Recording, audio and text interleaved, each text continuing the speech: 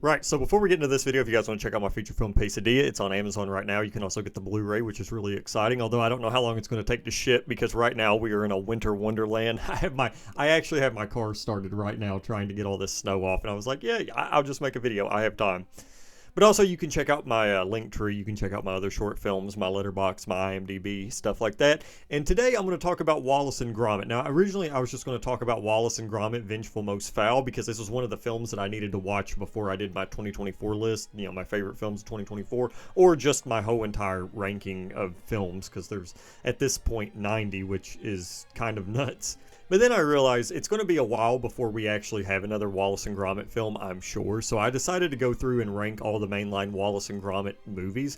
And I also just wanted to spread my love of Wallace and Gromit because it's one of my favorite things ever. I grew up with Wallace and Gromit. I actually had a chance to show my 2.5-year-old son Wallace and Gromit, and he loves it, which completely warmed my heart. I thought it was really cool. And yeah, so we're actually going to talk about 1, 2, 3, 4, 5, 6, 7. We're going to talk about the 7 sort of main shorts and movies. I do consider the short films, you know, just because I think that they can stand up against the movies. There's only 2 actual movies, and then you have the short films that are about 30 minutes long. But the thing about Wallace and Gromit is it doesn't really matter how long it is. It's just mainly, for one, I mean, of course, the story, the narrative, although it's honestly the animation, the stop motion, because Wallace and Gromit is probably one of the most impressive things I've ever seen. I think it is absolutely revolutionary. I know there's a lot of, or there's other directors, other people that help out on these, but Nick Park, you know, the original creator, he is, I mean, he really has pushed the boundaries, not only with what cinema is capable of in stop motion, but really just what productions are capable of, because, again, these are just extremely impressive.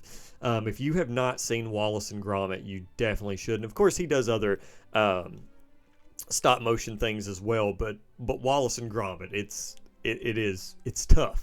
It's tough. Okay, so coming in at number, hang on, 1, 2, so we had 7. Okay, so coming in at number 7, I'm going to go ahead and throw in Wallace and Gromit's Crackling Contraptions. This is basically a anthology or a basically one big long 25-minute short of all the mini shorts of the different contraptions that they came up with. And it's directed by Christopher Sadler and Lloyd Price, which they've, you know, essentially they've done their own thing here with the Crackling Contraptions. Nick Park, of course, produced, but yeah, you just get to see these different contraptions they come out with. There's nothing really too much to go on. I liked them. I mean, there's nothing to really dislike. I mean, objectively, I think they are good, but there's just not really much to talk about with them. I mean, they're really short. There's not much to bite into. You're mainly just watching it for the animation, if I'm being honest.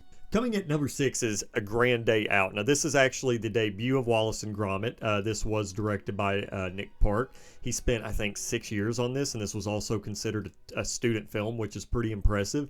This is what launched Wallace and Gromit to begin with, and this is the shortest of the shorts, I think, besides Crackling Contraptions. But basically, this is about Wallace and Gromit. Very simple premise. They're in the house. They decide that they want to go to the moon and get cheese, and they meet with this robot on the moon. And it's just, it's so charming to see how far Wallace and Gromit they've come since this one. Because when you look at this one, you sort of see the claymations and stuff. You sort of see the imperfections. Although I wouldn't call them imperfection. I would call it just charm.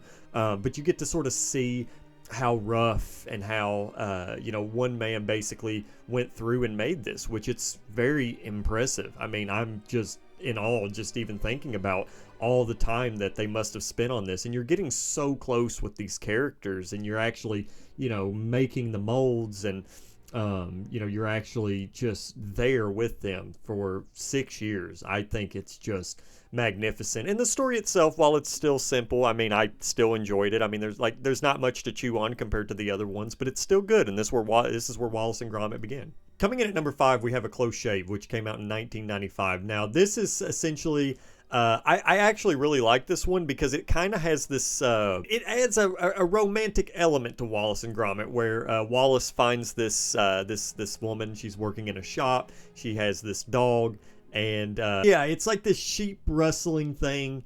Got a little bit of a crime element going on. It's interesting. It is. It's very interesting. They definitely they go all out with it. I mean, it's crazy to think like how far it's come even from this, because I believe so. It actually came out after Wrong Trousers, which again, you know, this one has airplanes and it just got a lot of different stuff going on.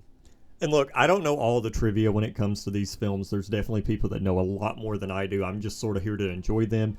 But I'm looking through the Letterboxd reviews, and it's Shaun the Goat, favorite Terminator movie. So, and based off of this, I think this is the debut of Shaun the Sheep, which I've actually seen Shaun the Sheep before. But we're talking about Wallace and Gromit here. This, you know, that's sort of the meat and potatoes of everything. But I like a close shave. I don't like it more than the other ones, but a close shave is nice. It's very interesting. It's really cool to see Wallace and Gromit find themselves in these situations. And I really like how the opening of it began, where you sort of get to see the reflection of the dog in the mirror and the rear view mirror, and then you get to see the sheep, and you know, everything kind of comes together a little bit. It's interesting for sure. Coming in at number 4, we have The Wrong Trousers. Now, this, I actually love this, and the new film is actually Vengeance Most Foul. It's actually a sequel to The Wrong Trousers, which you can still watch it without watching The Wrong Trousers, of course. But this, Wallace and Gromit, Wallace rents out a bedroom to a penguin, and it turns out the penguin is not who he says he is. He's an evil guy. He's an evil dude. He has no facial expressions whatsoever, but basically he's trying to steal a diamond. Gromit, of course, like always, catches on to it. And it's cute. I'm not gonna lie, it is kind of cute. And the train section at the very end of it is really well done. There's actually a few videos talking about like how, you know, the train sequence at the end of this is one of the best action set pieces or something. You'll have to look it up. It's something like that. But yeah, I really enjoyed this one. It's also very funny, very unique. I think it was honestly just kind of the right direction to go after, you know, the first one that they did, just because they did a lot more. They had a lot more on their plate, and you know, just it honestly for introducing new characters, you really can't get better than this. Coming in at number 3, we have A Matter of Loaf and Death. This came out in 2008, which I was actually under the impression that this came out before Curse of the Were-Rabbit, which I guess I was completely wrong. But this is my favorite of the short films by far. Wallace and Gromit open a bakery, accidentally getting tied up with a murder mystery in the process, but when Wallace falls in love, Gromit is left to solve the case by himself. Now, this is my favorite of the shorts, but one thing that I really like about this is sort of how it flips things on its head. Like, it had a very interesting mystery to where when the first time I watched it, I really didn't kind of expect what was going on. I thought it was going to go one direction, then it was going to go the other. Wallace is the biggest simp of them all. And this one, actually, somebody said, unfortunately, A Matter of Loaf and Death is the weakest short of them all. See, I didn't think that at all. I actually thought that this was the best one, in my opinion, of course, and it is rated lower than the other ones. Not really sure why people don't like this one as much as the other ones. I guess leave in the comments, you know, if you have an opinion on that. But for me personally, you know, rewatching these going through, I tend to really like this one. I don't know, maybe it's just one of those that hits more on a rewatch. I'm not sure, but I really like it a lot. It looks really good too. Coming in at number 2, and I actually have a very interesting story about this. So, Wallace and Gromit, The Curse of the Were-Rabbit. So I'm not like... So when I say I grew up with these, this was back in 2005. So this was 20 years ago? Yeah, 20 years ago. So I would have been like 7.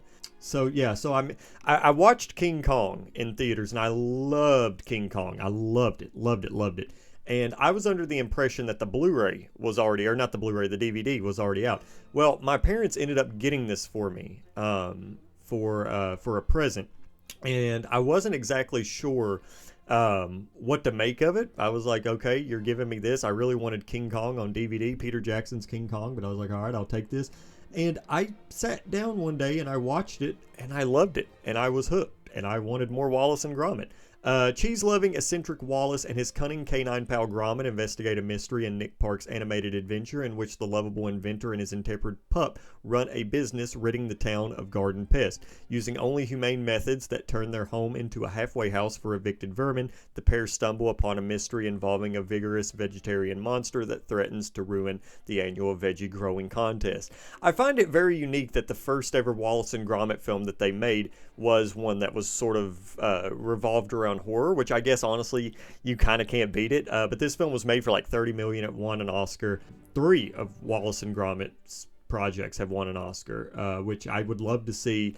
You know, Vengeance Most Foul win one too, but we have Flow, and we've got a pretty stacked animated year, I'm not gonna lie. But again, this is just, I watch this and I just wonder how they do some of it. It's so magical. I love the atmosphere of it. It's cozy. It's one of those cozy films to watch. I kind of can't believe it came out in 2005, 20 years ago, but it did. And I love every second of it. It's so good. It is so good. My son watched it like 3 times the other day, so. And coming in at number 1, I don't even think that this is recency bias. I'm just trying to be as, you know, truthful as I can. The newest film, Wallace and Gromit, Vengeance Most Foul. Gromit's concern that Wallace is becoming too dependent on his inventions proves justified when Wallace invents a smart gnome that seems to develop a mind of its own. When it emerges that a vengeful figure from the past might be masterminding things, it falls to Gromit to battle sinister forces to save his master, or Wallace may never be able to invent again. I loved everything about it. I loved how it looked. I'm glad that the aspect ratio was 2001, because we kind of got to see Wallace and Gromit look sort of cinematic. But it's the best Wallace and Gromit has ever looked. I found it very entertaining. It takes the returning penguin from Wrong Trousers, and it just basically bumps that up. It's basically a longer version of that, in a sense, which I just absolutely adored. I loved it. I thought the ending was magnificent. I really love how they actually threw emotions into this, and it was just, I loved it. I really, really, really did. It exceeded my expectations. Like when I first saw it, I was like, okay, well, I'm excited to see it. I'm excited to see what all the hubbub's about. But I wasn't really expecting it to be better than Curse of the Were-Rabbit. So I went in with pretty low, not low expectations, but lower expectations compared to maybe somebody who's a bigger fan of Wallace and Gromit. And I just came out amazed. I loved it. I wanted to rewatch it as soon as I got done. It is in my top 5 of the year so far, so it is just absolutely magnificent. But guys, I hope you enjoyed this video. If you did, leave a thumbs up and maybe subscribe. Check out my link tree down below. Let me know what your favorite Wallace and Gromit project is, and I'll see you next time.